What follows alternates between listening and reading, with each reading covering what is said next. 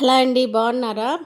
ఈరోజు గోధుమ పిండి పెరుగుతో మైసూర్ బజ్జీ ఇంకా చిన్న చిన్న పునుగులు రెండు ఒకే పిండితో చేసుకోవచ్చు. ఎలా చేసుకోవాలో చూద్దాం.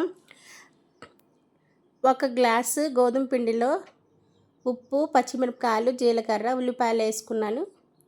ఎంతైతే గోధుమ పిండి ఒక గ్లాస్తో తీసుకున్నామో అదే దాంతో ఈక్వల్ క్వాంటిటీస్లో పెరుగు తీసుకోవాలండి. ఒక కప్పు ఇలా పెరుగు తీసుకుని దీన్ని శుభ్రంగా కలుపుకోవాలి. ఇట్లాగా వీడియోలో చూపించిన విధంగా కలుపుకోవాలి. ఇట్లా కలుపుకుని కనీసం ఒక 4 అవర్స్ అన్నా 5 అవర్స్ అన్నా నానబెట్టుకోవాలండి. పిండి ఎంత నానితే అంత బాగా మనకి బజ్జీ బ్యాటర్ అనేది స్మూత్గా వచ్చి బాగుంటుంది అనమాట తినడానికి. ఇవి చేసిన తర్వాత పిల్లలు అయితే చాలా అంటే చాలా ఇష్టంగా తిన్నారు. వీడియోలో చూపించిన విధంగా కలుపుకోవాలండి. చాలా అంటే చాలా స్మూత్గా ఉండాలి పిండి కూడా. అసలుకి చూసారా, అట్లా మన చేతితో పట్టుకుని ఇట్లా వేస్తే జారిపోవాలండి, అలా ఉండాలన్నమాట. ఇలా ఉంటే మనకి పర్ఫెక్ట్గా సరిపోతుంది పిండి అనేది. ఇట్లాగా చేసుకున్న తర్వాత ఒక 4 గంటలు నానబెట్టుకుని మళ్ళీ నేను బాండీ వేసుకునేటప్పుడు మళ్ళీ ఒకసారి పిండిని శుభ్రంగా కలుపుకున్నాను అనమాట, ఇందాక వీడియోలో చూపించిన విధంగా.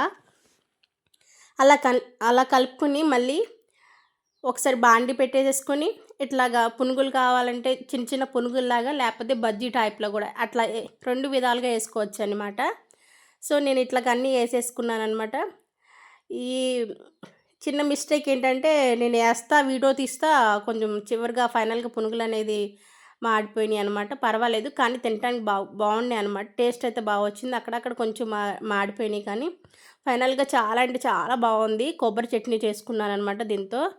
సూపర్ వచ్చింది బజ్జీ టైప్లో. పిల్లలు చాలా ఇష్టంగా తిన్నారు. మీరు కూడా ట్రై చేసి